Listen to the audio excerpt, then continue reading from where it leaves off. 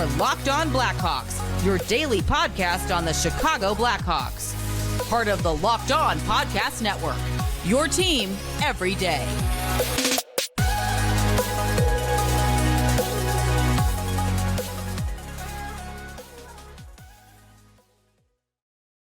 Welcome to the Locked On Blackhawks podcast. I'm your host, Jack Bushman. You can find me out on Twitter at JackBushman2, or you can also go and check out my Strictly Blackhawks account at Talkin' Hockey for all the latest Blackhawks news and updates. And real quick, if you're listening to the audio version of today's episode and you like what you're hearing, then please make sure to go and show some support first by following the podcast. You can also go and leave me a review if you want to as well. All that good stuff. Make sure to go and do it real quick because it certainly helps me out in a massive way. And also, you're definitely going to want to be sure to go and leave me a review because for those who still may be unaware, I will be giving away 2 free Blackhawks tickets to a game sometime here in the second half of the regular season. And all you have to do in order to qualify, first, you have to go and leave me a review on Apple Podcasts or on Spotify. You're also going to want to be sure to drop the name of your YouTube channel in that review because the second thing you need to do, you have to subscribe to Locked On Blackhawks on YouTube in order to qualify for those 2 free tickets. You have to do both. So make sure to go do that for a chance to win those 2 free tickets. Also, with every episode having a video uploaded to YouTube each and every day, only makes sense to go and subscribe to the channel if you're a consistent listener. It's also 100% for free. It only takes 2 seconds, and it really does help me out tremendously. So make sure to go do all of that. While you're there, make sure to smash the like button down below on today's video. And last, but certainly not least, go and ring that bell. Turn on those push notifications, and that way you can get notified when the episode gets uploaded to YouTube each and every day.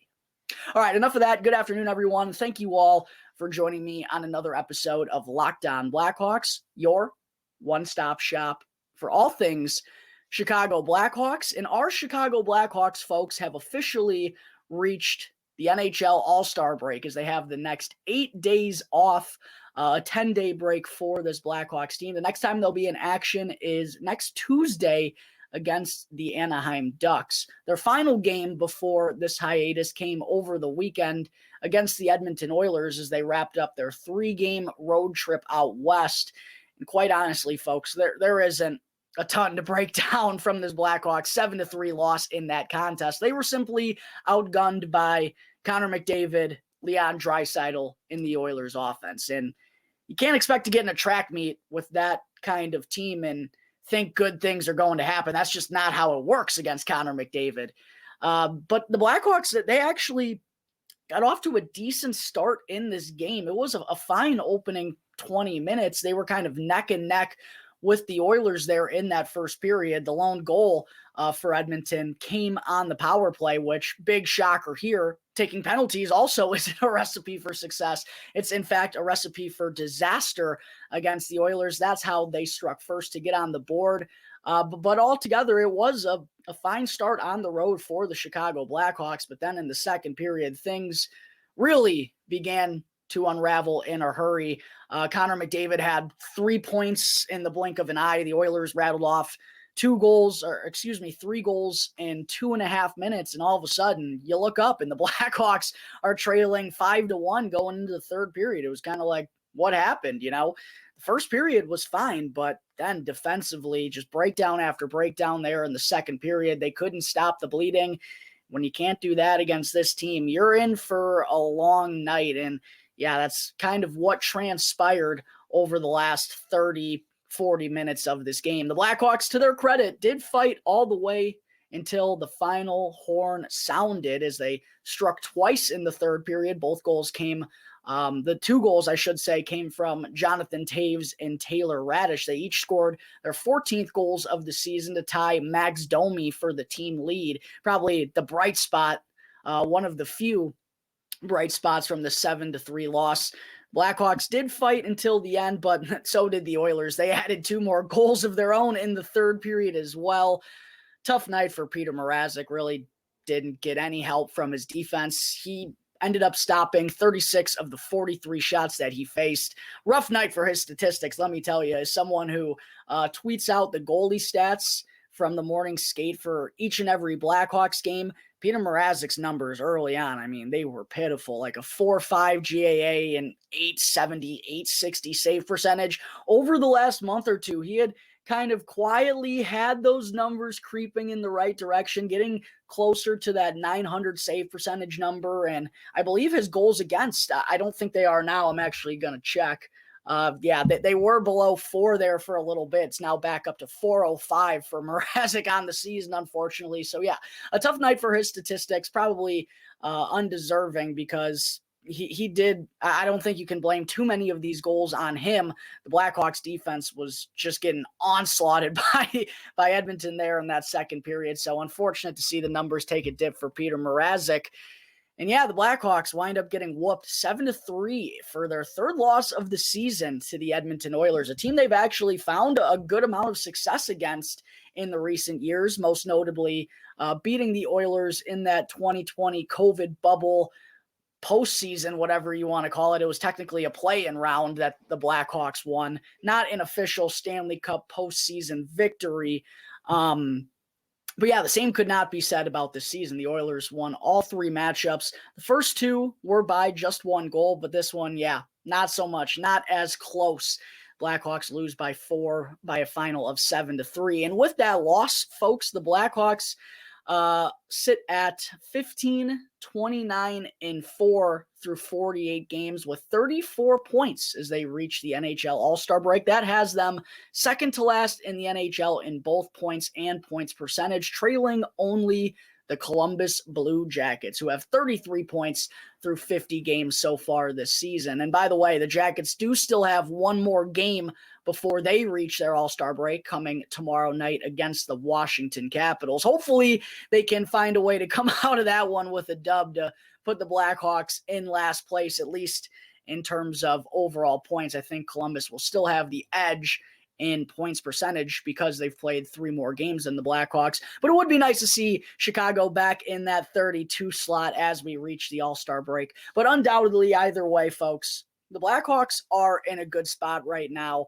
Looking ahead towards the 2023 NHL draft, they're 3 points behind Anaheim at this point, 4 points behind Arizona, and 7 behind San Jose. And as I just referenced, the only team they're ahead of is the Columbus Blue Jackets. They're only ahead of them by 1 point at the moment. So it's kind of looking like, I know we have a lot of hockey left. There's no way around it. Still 30-plus games to go, but it's starting to look like this is kind of turning into a 4-horse race for the chance of landing the best odds for the number 1 overall pick. And that's where the Blackhawks front office wants to be right now. And, you know, once I've talked about this a lot, once guys inevitably start getting shipped out, more losses are sure to come for this organization. So even though the Blackhawks have won 7 of their last 11 games heading into the All-Star break, they're still sitting pretty right now in terms of the long-term goal, which is landing Connor Bedard later on this summer by getting the number 1 pick in the 2023 NHL draft.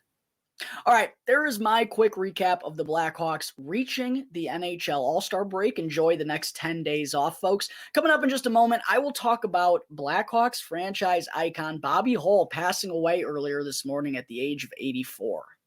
But first, I need to talk to you all about Athletic Greens and their new AG1 product, which is something that I use every single morning because with just 1 scoop of AG1, it's incredible. You're absorbing 75 high-quality vitamins, minerals, probiotics, and more to help you start your day. And this special blend of ingredients is remarkable, folks. It helps support your gut health, your nervous system, your immune system, your energy, your recovery, your focus, and even your aging. Basically, everything you can think about, AG1 is going to help you. And Athletic Greens was first created when the founder themselves experienced a ton of gut issues and ended up on a complicated supplement routine in order to recover. That used to cost them over $100 per day, believe it or not. But now, Athletic Greens has created both the optimal and affordable nutrition routine that'll cost you less than $3 per day, which is such a cheap and easy way to invest in both your health and your body. And I'm not kidding, folks. I really do feel the difference after I get my 1 scoop of AG1 in the morning,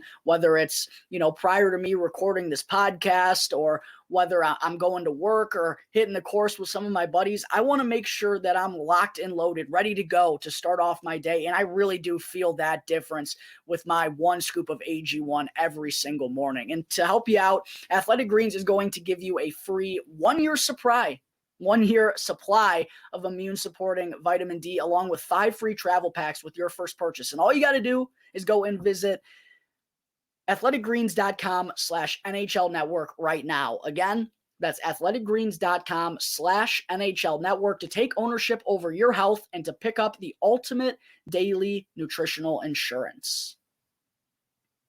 All right, back here on the Locked On Blackhawks podcast. Real quick, just want to say thanks again to everyone out there for making the show your first listen each and every day. Now, for your second listen, make sure to go and check out the Locked On NHL Prospects podcast, which is a very relevant podcast for us Blackhawks fans right now because it'll be covering the next generation of hockey superstars leading up to the 2023 NHL draft. Plus, you'll also get draft rankings and top prospect comparisons for every single team. So make sure to go and check out Locked On NHL Prospects, which is available on YouTube, this app, or wherever you get your podcasts. Segment 2, let's talk for a second, folks, about a more serious matter, the passing of Bobby Hull, aka the Golden Jet, earlier this morning at the age of 84. Weird moment. Hull is a very complex and controversial figure for the Chicago Blackhawks, for the game of hockey. Looking at what he did on the ice, he's still the Blackhawks' all-time leader in goals with 604. He's third in points with 1,153 and sixth in games with 1,036 during his 15-year stint with the Blackhawks, where he also won the Art Ross Trophy 3 times, the Hart Trophy twice, and the Lady Byng Trophy once. Hull was also a 10-time first-team NHL All-Star and a huge part in helping the Blackhawks win the Stanley Cup back in 1961, which was, of course, the last time they had won it before the dynasty era of 2010, 2013, and 2015. Hull was also inducted into the Hockey Hall of Fame back in 1983 and had his number 9 sweater retired by the Blackhawks that same year. And then in 2011, Hull also had a statue unveiled of him and Stan Mikita outside the United Center. And listening to all these accomplishments and all these feats, Hull was also a huge part in kind of legitimizing the WHA. He was a historic figure on the ice, and with everything that he accomplished, you would think his legacy should be all about being a franchise icon and being one of the biggest stars of the sport back in his day. But sadly, that's not the legacy that he leaves behind at all. As I already mentioned, it's undoubtedly controversial with a really bad history of off-ice behavior, including domestic abuse and racism. There are some wild stories out there about Bobby Hull. There was an ESPN documentary back in 2002 with a wild story. Also, I believe it was back in 1997, a Russian publicist had quoted Hull of saying some outlandishly racist things about Adolf Hitler. It's crazy. I'm not going to go too in-depth about those stories of Bobby Hull. You can easily just Google them yourselves and you'll find it very quickly, but undoubtedly left a stain on his legacy forever, and rightfully so. I mean, a guy committing these types of acts and this type of behavior off the ice, he doesn't deserve to be remembered as a hero, as the figure that did all this stuff for the Chicago Blackhawks and was such a notable hockey player and helped the Blackhawks win the Stanley Cup. All that kind of gets removed when you're a bad human being. And, it's tough to talk about here today, undoubtedly, because I don't want to tell anyone how to feel about Bobby Hull or anything. You're all right in your own perspectives, and you all are allowed to feel your own ways about things. It's really unfortunate when something like this happens and you see two ends of the sword here. Like, I remember hearing stories as a kid of my mom growing up, going back to the old Chicago stadium and going with her family to go see the Blackhawks, and she'd go sit up by the glass and was in awe of how hard Bobby Hull could shoot the puck. I remember hearing those stories, and to think he was, someone that my mom looked up to back in those days. And then obviously for him to go on and do the things that he did off of the ice, it's just a damn shame. And it leaves us in a really weird spot here to talk about it. So I'm not here to tell anyone how to feel about Bobby Hull. I'm just stating the facts here. Clearly, he wasn't a very good person off of the ice whatsoever. And because of that, it's going to be really interesting to see how the Blackhawks handle this when they return to action against the Anaheim Ducks on February 7th. That game will come at the United Center. And with the Blackhawks, obviously not handling the whole Kyle Beach situation well at all, they're going to be in the spotlight here for how they kind of react to Bobby Hull. He was an ambassador for this team for 10 years before I think they made the correct decision to kind of part ways with him this offseason, but his number 9 sweater's still retired. The statue is still there, and it's going to be really interesting to see how the Blackhawks handle this. So tragic that Bobby Hull passes today at the age of 84, because there's a lot of people out there who remember what he did on the ice for the Blackhawks and all those great accomplishments. But at the end of the day, anything that he did off of the ice and those terrible actions and behaviors of his, that's going to overrule anything that you do well in a sport. Real life matters. Sports really don't at the end of the day. And this is coming from someone who loves the game of hockey, who does it as a career. I talked about this with the Blackhawks logo. At the end of the day, it's just a game, and right versus wrong in real life and human life is always going to trump that. So yeah, tragic that, Bobby Hull passed away this morning at the age of 84, and also tragic that he went on to do those things in his post-playing career. So yeah, because of that and because of how the Blackhawks have handled situations like this in the past, it's going to be very curious how they kind of sort through it and how they go about all of this business when they do return to action here in just over a week. All right, there are my thoughts on the passing of Bobby Hull this morning at the age of 84. Coming up in just a moment, I still have to get into our weekly Mailbag Monday fan segment. But first, I need to talk to you all about FanDuel. The NFL playoffs are here, and we're really excited about our new sports betting partner for Locked On because they're the number 1 sportsbook in America. It's FanDuel. And if you're new to FanDuel, then that's even better because FanDuel has so many great features that make betting on sports fun and easy. And for all you new customers out there, join today and get started with $150 in free bets guaranteed when you place your first $5 bet. All you got to do is go and sign up at FanDuel.com/lockedon.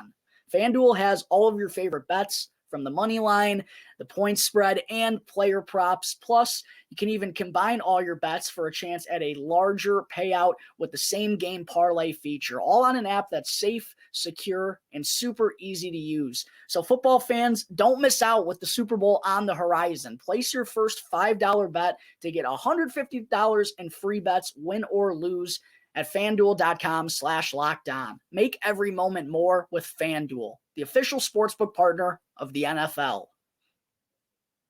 All right, before I wrap the show up for today, folks, can't forget about our weekly Mailbag Monday fan segment where yours truly over here answers a question from a couple of lucky listeners out there right here live on the show. First question I wanted to answer today comes from Stephanie H. I forgot to pull up the page that I wanted to before answering this question. I got caught up in all the Bobby Hull stuff, which is just a wild situation in its own. What did I want to pull up? Oh, yeah, cat friendly. I'm sorry, this has turned into a disaster. First question I wanted to answer, Stephanie H. I'm probably really letting you down. Stephanie, thank you for emailing in the podcast over the weekend. I appreciate you reaching out. For anyone who's still tuning in to this point of the episode, if you got a Blackhawks question, you want to hear me answer it on this show this time next week, make sure to reach out. Send me an email, lockedonblackhawks@gmail.com. DM me on any one of my Twitter accounts. I'd love to answer all your questions right here live on the show. The question that Stephanie asked was, it sounds like Jake McCabe He's getting lots of looks right now around the league. Do you think Davidson pulls the trigger, and what do we get if they do? Is it the right or wrong decision? A lot here, Stephanie, for me to dive into. So Jake McCabe. Jake McCabe has had a phenomenal season for the Blackhawks, quite frankly.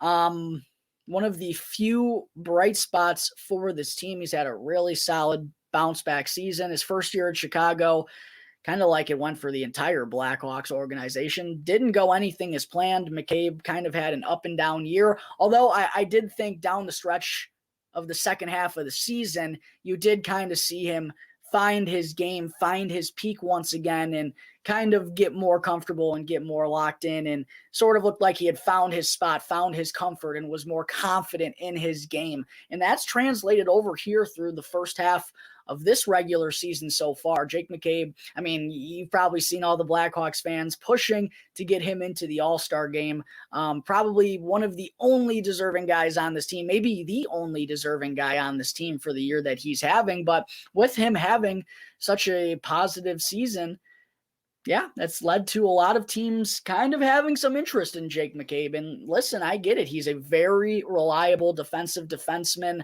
very sturdy in front of his own net and along the boards. Not an elite skater, but I think he has good awareness and good IQ to get himself and the puck out of harm's way and out of danger. Makes the easy plays in the offensive zone. And I think he also does a good job of taking on the role that he has. And if you pair him with a more offensive-minded defenseman, like we've seen the Blackhawks do with Seth Jones here as of late, that kind of frees him up to play the side of his game that he'd more like to pay attention to, which is offensively. And that's what the Blackhawks need out of Seth Jones. They need him to be a force offensively. Now, does he also, being a guy who plays nearly half the game, does he still have to be capable on the defensive side of things? Absolutely. I'm not disagreeing with that at all. But with Jake McCabe being the anchor back there, it really allows Seth Jones to go and do the things that he does so well because McCabe is such a strong defensive presence. I see him as, probably a second pairing defenseman on any other team. I don't know if he's a top pairing guy around the NHL right now,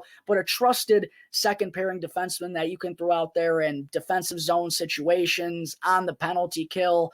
He's reliable. And with the Blackhawks being in the situation they're in right now, for those who may be unaware, Jake McCabe is in the second year of a 4-year deal with the Blackhawks at exactly $4 million, right? Yep, $4 million flat. He's 29 years old. At $4 million, though, the Blackhawks, given the situation they're in financially, they are going to be able to retain some salary on that deal to move Jake McCabe. Now, it's probably not ideal for them to have Jake McCabe on the books for each of the next 2 years at $2 million. But at the same time, that is probably what will help the Blackhawks up McCabe's value, up the return value, I should say, and what could get them a first-round pick, it sounds like, given the history of defensemen kind of at his level. A late first-round pick would make sense for Jake McCabe. And, just even a couple of months ago, prior to this, I mean, he's been sturdy all season long, but prior to this recent surge where his strong play has been more notable in the last month and a half or so, I was saying if you could get a second-round pick for Jake McCabe, I think you absolutely have to do it. Now that there's rumors that he could actually net a first-round pick, I love Jake McCabe, but you have to get a first-round pick for him. I mean, 29 years old. He probably could be a defenseman that you could lean on throughout this rebuild.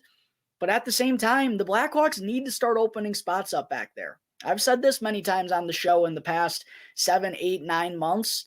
I just don't see how the Blackhawks can keep Jake McCabe and Connor Murphy with all the defensemen that are coming up. Plus, Seth Jones is going to be around. I just don't know if there's room for both of those guys in a full-blown rebuild. And with McCabe's value being as high as it is right now, I think the Blackhawks have to capitalize on that opportunity. So right or wrong in terms of whether or not the decision is, going to benefit the Blackhawks moving forward or hurt them, I think just adding a first-round pick, sure, Jake McCabe can sturdy up the defensive pairing for the next 3, 4, 5 years, but how many of those are we actually going to spend contending? And Jake McCabe's probably going to be 32, 33 at that time anyway. So, his contract's up in 2 years. I don't know if it would be extended after that. I think the opportunity to get a first-round pick is something the Blackhawks would have to say yes at. As much as Jake McCabe has been an awesome value and been one of the only reasons to watch this team on a nightly basis is because of his play, I think that opportunity is just too good to pass up. So I do think Kyle Davidson ultimately does end up pulling the trigger if a first-round pick is on the table. And it sounds like that could be a real situation for the Blackhawks here in the next month leading up to the trade deadline. Second question I'm going to answer today comes from Brennan Cotta on Instagram, who asked, why do people think Kyle Davidson is doing a good job? He's done nothing to prove he's got this team moving in the right way. What do you think? You know, I read this question several different ways. I couldn't tell if there was some hatred here for Kyle Davidson or just some trust issues. To say Kyle Davidson has done nothing to prove that this team is going in the right way, I think would be untrue, just given how the prospect pool has grown and seeing what those prospects are doing right now for their respected clubs, and also given how much success the Ice Hogs have found this season. I know they're in the midst of a losing skid right now, but all in all, Rockford's been pretty solid, and there's no doubt that the prospect pool has grown, especially at the forward position, since Kyle Davidson has taken over in not even a year. So I get the hesitancy, but there's no doubt the prospect pool, and while prospects are always unproven and you're hopeful on them, I wouldn't say he's done nothing. But at the same point, there is still a long ways to go until he proves that he's the legit general manager for this rebuild. Now, obviously, he's penciled in as that guy right now, and I've thought he's done a pretty good job so far, but there are still going to be very pivotal moments, undoubtedly, throughout the next couple of years that he's going to have to make the right decision upon, and the jury really should still be out on Kyle Davidson. I like the start that he's gotten off to, and again, I wouldn't say that he's done nothing, but this is, as I've put it several times, it's just kind of a filler year for the Blackhawks. There are going to be some years in, 2, 3, 4 years down the road where we're actually going to want to see some potential, some growth, some hope that this team actually can become a Stanley Cup contender one day again. And, until the Blackhawks answer that bell correctly, I think the jury's still going to be out on Kyle Davidson. So I do understand kind of the hesitancy there because he still has a lot to prove. There's no doubt about that. But I also do think that he's gotten off to a really good start and has made a lot of right moves for the Blackhawks being in the first year of a full-term rebuild. So I agree and disagree at that question. I definitely think the jury's still out, but I do think the Blackhawks are unquestionably in a better position than they were a year ago prior to Davidson taking over as the GM. All right, folks, I think that is going to wrap up Monday, January 30th's episode of Locked On Blackhawks. Make sure, if you're not already, to go and follow Locked On Blackhawks right now, 100% for free, wherever you get your podcast, and go and subscribe to Locked On Blackhawks on YouTube. You'll be able to get the latest episode as soon as it comes out each day. Once again, thank you all for tuning into today's episode. I'm your host, Jack Bushman. You can check me out on Twitter at JackBushman2, or you can also go and check out my Strictly Blackhawks account at Talkin' Hockey for all the latest Blackhawks news and updates. So until tomorrow's episode, it's going to do it here for the Locked On Blackhawks podcast, part of the Locked On Podcast Network, your team every day.